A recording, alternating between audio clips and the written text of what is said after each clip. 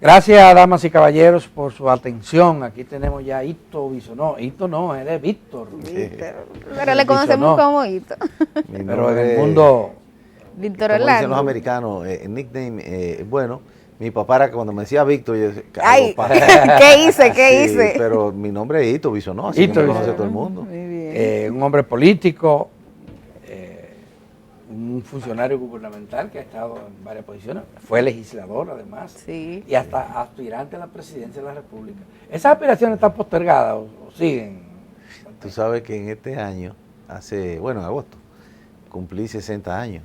Y yo digo mi primero 60 años. Jovencito. Y entonces la gente me dice, ¿cómo que tu primero 60 años? Digo yo, sí, a la providencia no se le pone límite, sería un atrevimiento. Entonces yo te digo así a ti, ¿quién sabe dónde ¿Quién uno llega? ¿Quién sabe? Hito, el tema obligado a la frontera. Sí.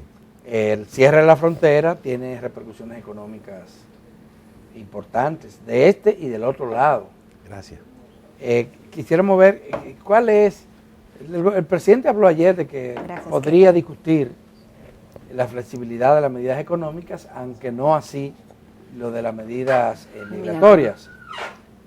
¿Qué tal? ¿Hacia dónde vamos? ¿Cuáles son los logros que ha tenido el país en esa materia con ese cierre de la frontera? Bueno, lo primero es que tenemos que pensar en el país, como tú muy bien señalas. La nación dominicana está por encima de todas las cosas, y más cuando nosotros tenemos la responsabilidad de salvaguardar en nuestra historia todo lo que han vivido nuestros antepasados y lo que le tenemos que dejar al futuro de nuestros hijos. Porque, por ejemplo, cuando se habla del agua, no se está hablando del masacre o del canal de la Vigía o de 1,5 metros cúbicos de agua por segundo. Estamos hablando que lamentablemente compartimos una isla con unos hermanos que van a estar ahí siempre, pero que han acabado con su medio ambiente, con su institucionalidad, con todos los procesos internos. Y si los dominicanos dejamos que eso cruce para acá y se materialice aquí también, entonces vamos en el mismo camino. ¿Qué ha tenido que hacer el presidente Abinader? Poner un paro. No, espérate, el presidente lo dice. Ustedes pueden tener sus bandas allá, su desorden allá, pero aquí no me pueden traer eso. Y las cosas compartidas tenemos que ponernos de acuerdo, como un buen vecino. Y ha tenido que escalar las tomas de decisiones a un nivel que el presidente de los Estados Unidos, que casi nunca miran hacia América, hasta que no haya grandes conflictos, ha tenido que asumir un discurso en la última reunión de la reunión de las Naciones Unidas en Nueva York. Y ya ayer entonces, producto de esta situación, que hace 2 años el presidente dio un discurso en la ONU pidiendo esa intervención que reclaman los mismos haitianos, porque no es que los dominicanos están pidiendo que invadan Haití, no. Es que el mismo primer ministro haitiano está pidiendo que lo ayuden a controlar la banda porque él no puede. Y nosotros somos el único país que salimos por el mundo con una actitud de respaldo, pero no de que República Dominicana es la solución del problema haitiano. Pero hay temas económicos Entonces, que tienen que ver con esto. Ahí vamos. Quisiera mencionar 2 casos que ocurrieron ayer. Productora de huevos protestando, manifestándose en Moca, botando huevos y regalando huevos que antes vendían y colocaban en Haití. Y por otra parte, un empresario muy connotado, muy conocido, como Félix García, diciendo que no tiene tiempo para otras cosas que no sea para pensar en qué va a hacer con los empleados, con los suplidores y con sus clientes. Entonces, veamos, tendría que preguntarnos nosotros, ¿qué está primero, la patria o un contingente momentáneo de unos productores a los cuales nosotros le estamos dando seguimiento y le estamos dando respaldo y que puede ser que haya algunos nichos que todavía no hayamos resuelto, ¿cierto? Y otros productores que tienen sus negocios en Haití y que a partir de ahí tienen el impacto del cierre de esta frontera que nosotros esperamos que se resuelva en el menor tiempo posible. O sea, son 2 balanzas entre algunos intereses momentáneos económicos o la patria, o nosotros fijar nuestra posición nacionalista, dominicana, y que se produzca lo que hay lo que tiene que pasar, porque si no nosotros vamos a tener una avalancha mayor de ciudadanos extranjeros en República Dominicana, de afectar nuestro medio ambiente, nuestra salud, nuestro presupuesto de salud que hablábamos fuera de cámara, y una serie de cosas. Yo creo que está muy claro lo que afecta a todos los dominicanos y lo que puede afectar a uno o dos intereses donde nosotros estamos buscando la solución para que el impacto sea menor. Y la sostenibilidad de estas medidas. A mí me gustaría primero saber el impacto económico, cuánto ha tenido que destinar el gobierno dominicano en estas 2 semanas de cierre total, 3 con cierre parcial, para subsidiar a productores y comerciantes. Y número 2, ministro, ¿hasta cuándo el gobierno dominicano estará en capacidad de solventar ese cierre de frontera? Lo primero es que nosotros ya con las medidas que se han logrado, por ejemplo, ya el canal de la Vigía está funcionando. O sea, ya nosotros tenemos asegurada el agua que los haitianos pretendían sacar, y aquí quizás lo que no se dice crudo, es que si los haitianos pusieran en funcionamiento el canal que están haciendo, secan el río de ese canal hacia abajo, y de ese canal hacia abajo hay más de 20.000 tareas de dominicanos y termina en la laguna de Saladillo, que es de República Dominicana. Entonces ya se desvió con un canal que lo cerraron en el 2007. Hay que preguntarse por qué en el 2007 cerraron el canal de la Vigía. Se abrió y ya está bordeando y regresa otra vez a territorio dominicano el agua. Bueno, veremos entonces cuando nos sentemos en una mesa técnica qué agua le toca a cada cual o cómo la repartimos. El presidente Abinader ayer fue muy claro. Nosotros no tenemos problema en repartir el agua. Lo que tenemos problema es en que ellos cojan toda el agua, ¿verdad? Y no hagan un proceso técnico. Entonces, ya eso se dio. Se dio también el anuncio, que fue un gran logro, porque hay que ver que Rusia no se opuso y que China no se opuso, porque de repente vemos, lo aprobaron. No, es una tarea que se hizo y que se logró. De la diplomacia dominicana inclusive. Claro, pero, ¿y si no quién? De la diplomacia dominicana. Entonces, ya hay algunas cosas que se puede decir, bueno, vamos a ver cómo revisamos. Por ejemplo, los Estados Unidos también ha estado en comunicación con nosotros, con un tema de solicitud de un canal humanitario para alimentos, de un canal humanitario para la materia prima de algunas empresas americanas, teniendo nosotros el nearshoring en camino, la inversión extranjera directa creciendo cada año, mensaje de seguridad. Entonces, eso habrá en su momento, y el presidente lo ha dicho, que ver. ¿Qué ha impactado? Son 3 semanas. Todavía no hay un balance de un mes. Ahora yo te puedo decir que el presidente destinó 150 millones para INEPRE para los huevos solamente y se está pagando. Por eso te decía, claro, puede ser que algunos nichos no ha llegado, bueno, es que ellos o algunos nichos políticos. Que ellos exportaban a Haití 246 millones. 40 millones de huevos. Sí. Y el gobierno está comprando 9. Sí, está bien. Vamos a decir que sea cierto. No han pasado más que 3 semanas. Se amplió el desayuno escolar y la comida escolar con más de 9 millones, casi solamente ellos, semanal. Se ha estado repartiendo también para los planes sociales, comedores económicos, todo lo que hay. Eso se ha hecho. Se ha ido a la frontera y se ha puesto 50 millones del Banco Agrícola a disposición, se han puesto 50 millones en Promipyme, el Banco de Reserva ha mandado una comisión para revisar todos los préstamos de los que se quieran acercar en las provincias, no solamente en Dajabón, afectada en la frontera, para renegociarlo, ampliarlo, periodo de gracia. Nosotros el viernes vamos a dar 1.700 nuevas tarjetas que no estaban afiliadas de Supérate. Todavía me equivoco, de Supérate, que es lo que me va a matar. Sí, se va a calentar. De Supérate, y unos 775 bonos de 20 y 25 mil pesos a pequeños negocios como cafetería o cocina que están alrededor y viven alrededor de esos mercados. Se están identificando, por ejemplo, los motoconchistas, los camioneros, que tienen impacto para también darle, y se programa 2 meses de subsidio, que me preguntaba. Lo mismo está pasando con los comedores económicos. ¿De modo que ustedes esperan que esto pueda durar 2 meses más? No, nos estamos preparando para que no haya inconvenientes. Para por si acaso. Para por si acaso. Okay. Ya le dije hace un ratito que hay suficientes razones y el presidente tomará las decisiones y convocará en su momento.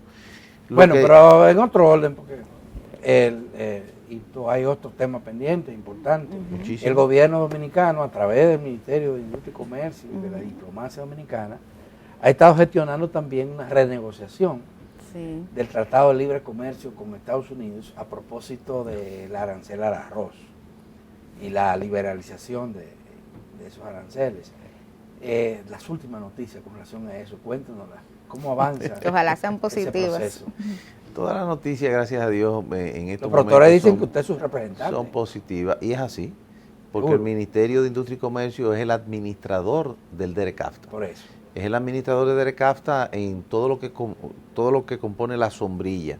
Lo que pasa es que nosotros, a ver cómo se lo explico, entendemos que si nosotros vamos a un panel, a un debate, a argumentar cosas y la decimos públicamente y atacamos públicamente, cuando lleguemos a ese debate, el que va a debatir con nosotros va a tener todas las herramientas en la mano para chocarnos. No tendría golpe de efecto. Entonces, muchas veces creen que los funcionarios, los que están a cargo de algo, lo que tienen es que tener un rol de vedette, de decirlo todo, y cuando es todo lo contrario. El país tiene razón legal y de justicia para hacer este reclamo, ¿o no?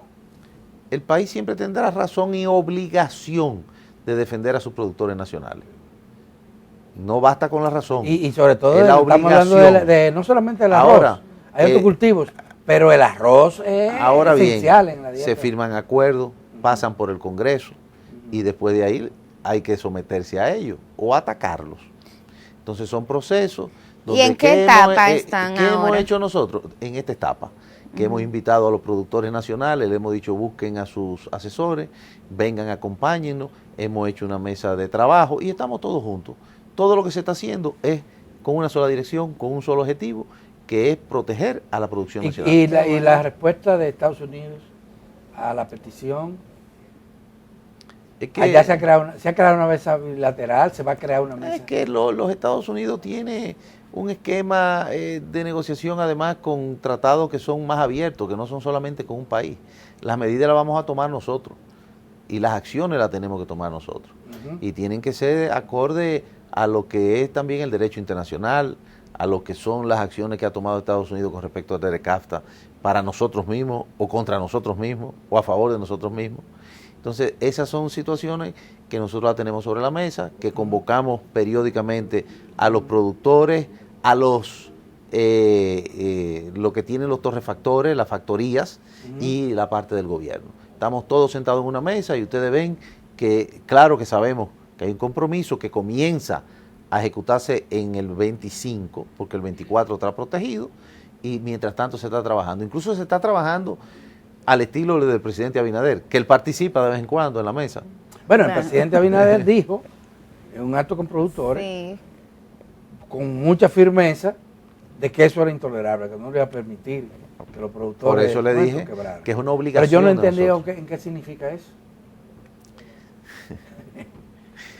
No, es que por más vuelta que tú me des, es imposible que yo te diga lo que vamos a hacer porque me voy a desnudar delante de la estrategia de lo que vamos a hacer.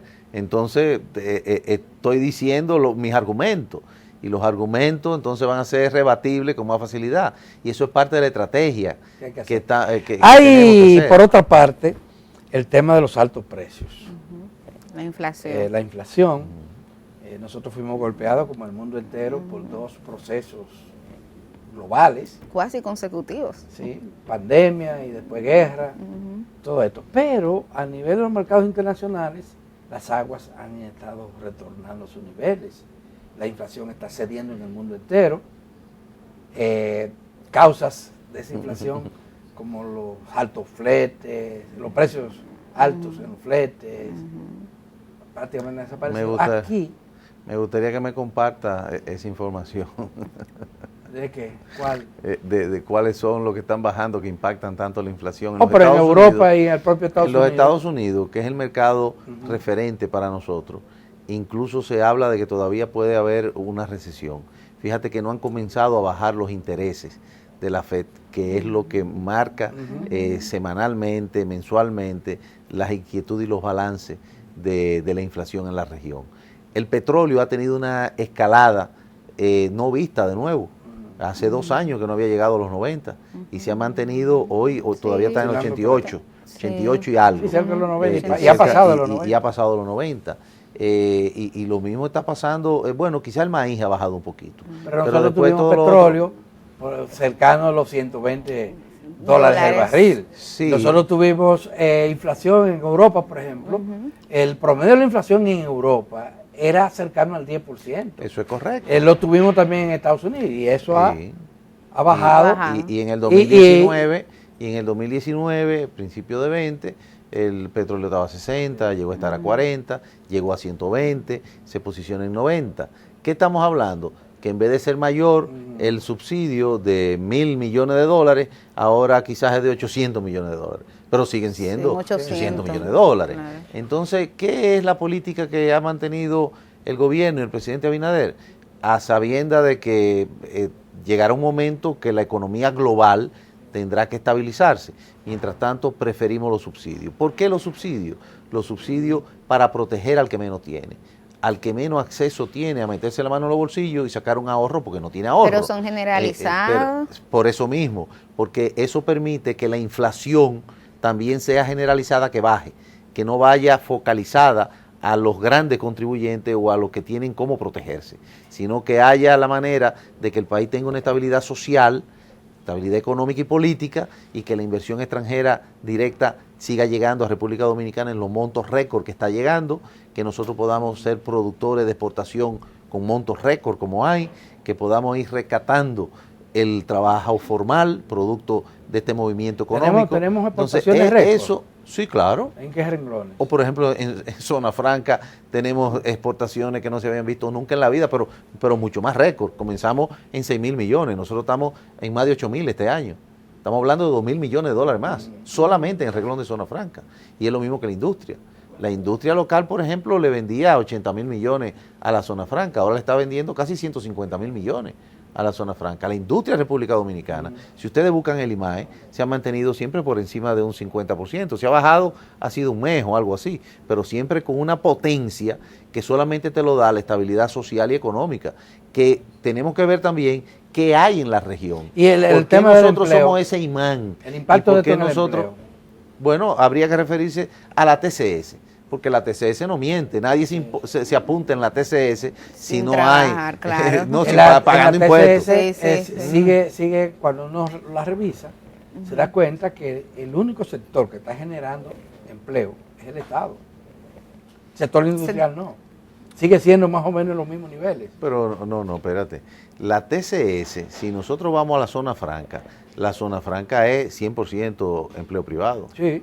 El Estado tiene parque de Zona Franca que alquila a los sectores más bajos de inversión más manual, vamos a decir, pero todo es empleo privado. Y lo mismo que la empresa, el Estado no tiene empresa. Claro. Y a eso que yo me Por eso esa es la preocupación que tienen algunos economistas con relación al empleo. Sí. Bueno, pero es que deberíamos pero no es el Estado, es el sector privado que está contratando esos empleos. Entonces eso es un crecimiento, que hay y yo no diría solamente un crecimiento, una normalización y un crecimiento. Sí, pero tenemos un problema, Hito, en esto del empleo nuestro. Si es uno nada más. Lo que ustedes llaman los economistas, población económicamente activa, está fraccionada en 3 elementos, claro. Uno, la pequeña y mediana empresa que tiene todavía casi más de la mitad, ocupa más de la mitad de esa población económicamente activa, y eso preocupa. Porque son empleos precarios en la mayoría de los casos, de la pequeña y la mediana empresa. Mira, las micro, pequeñas y medianas empresas, en cualquier país del mundo, es el 90% del tejido. El 90%, no la mitad. Y en muchos países, como en el nuestro, hay un gran componente de informalidad. Sí. El reto de nosotros es llevarlo primero a que ese emprendedor no pierda la dinámica económica, no cierre, que también pasa mucho. Sí, pasa mucho. Y después formalizar ese empleo. Ahora, ¿qué preferimos nosotros? Un empleo. ¿Que es informal? Bueno, pasarlo a la formalidad es el reto, pero mientras tanto está trabajando. Entonces, ahí es que estamos enfocados. Y hemos estado enfocados, por ejemplo, con alianza público-privada. Nosotros hicimos... Pero usted habla... Pero déjame esta idea.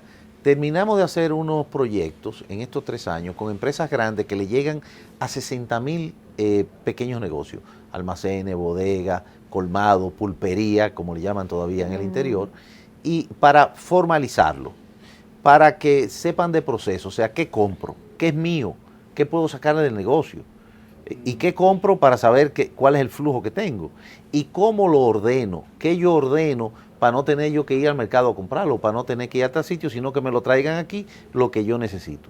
Y con eso hemos impactado más de 60.000 negocios que han aumentado entre un 10 y un 20% sus ventas y que hemos asegurado que se puedan mantener.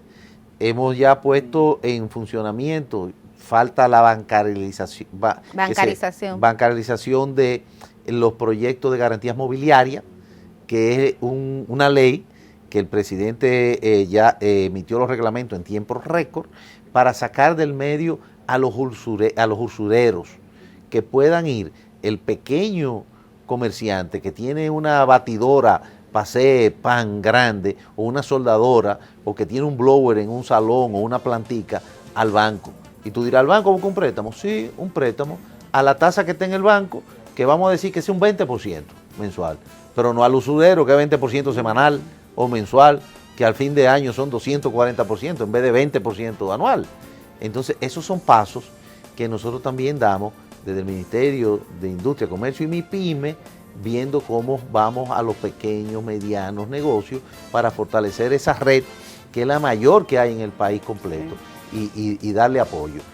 Desde el Estado, independientemente de lo que ha liberalizado el Banco Central, a las MIPYME, con los bancos especializados a la MIPYME Mujer que creamos, por ejemplo, también se han entregado 22.000 millones de pesos en pequeños préstamos desde ProMIPYME, que tutelamos nosotros también. O sea, hay una dinámica y claro que hay muchísimos retos y habrán siempre retos, por eso hay administradores, por eso funciona el Estado, pero nosotros estamos concentrados en fortalecer una dinámica económica que apenas llegamos, la vimos en una crisis, se complementó con una crisis global, nos impacta la sequía o las aguas y luego esto ¿Y qué se puede hacer desde industria y comercio para forzar a que los precios vuelvan a los niveles que tenían o que reflejen las reducciones que se han producido en los últimos tiempos en los mercados internacionales? Nosotros, por ejemplo, hoy, casualmente, a las 3 de la tarde, tenemos mesa de precios con el presidente Abinader, porque realizamos una serie de dinámicas. Sabe que el libre mercado no te permite el control de precios. Ustedes eliminaron todo eso. No, nosotros no, eso son leyes. Políticas neoliberales. Exactamente. Ustedes decían de 60 años y recordarán entonces la ley 13, que era famosa. Y yo creo que sí, que es correcto. Es así. Y funciona el mundo así, no República Dominicana. Entonces, nosotros revisamos, llamamos también a mesas de abastecimiento, a ver cómo podemos ayudar, qué facilidades podemos dar, qué seguimiento hay que dar. ¿Han llamado por casualidad a los productores de cemento? Porque los materiales de construcción han bajado en sentido general, menos el cemento. Bajaron la varilla, bajaron la cerámica, pero el cemento no baja. Hablando de libre comercio, nosotros hemos estado en comunicación con todos los sectores, a través del AIRD y del CONEP. Fíjense que no hay en este momento, aún con los exportadores a Haití, que es un mercado importante para muchos de esos renglones, están apoyando las medidas del presidente. Ahora, ¿qué pasaba hace un mes? Tú llamabas a cualquiera de los 6 molinos de cemento, le pedí una patana de cemento y te decían, sí, en 3 semanas. Hoy en día, ¿qué ha pasado? Hay más cemento, ha ido siendo más rápido la entrega y ha cedido un poco el precio. Ya, se nos acabó el tiempo. Gracias, bueno, muchísimas gracias. No hablamos de política, del éxito, nos queda pendiente, del partido y del país, porque yo creo que es un mensaje muy poderoso para el país, que se pueden celebrar unas primarias con 1.080.000 dominicanos, sin un pellizco. Nos faltan muchas cosas, pero estamos avanzando. Los otros partidos también tendrán que alinearse en ese sistema que ha implementado el presidente Abinader bajo su liderazgo. Gracias. Nos vemos mañana.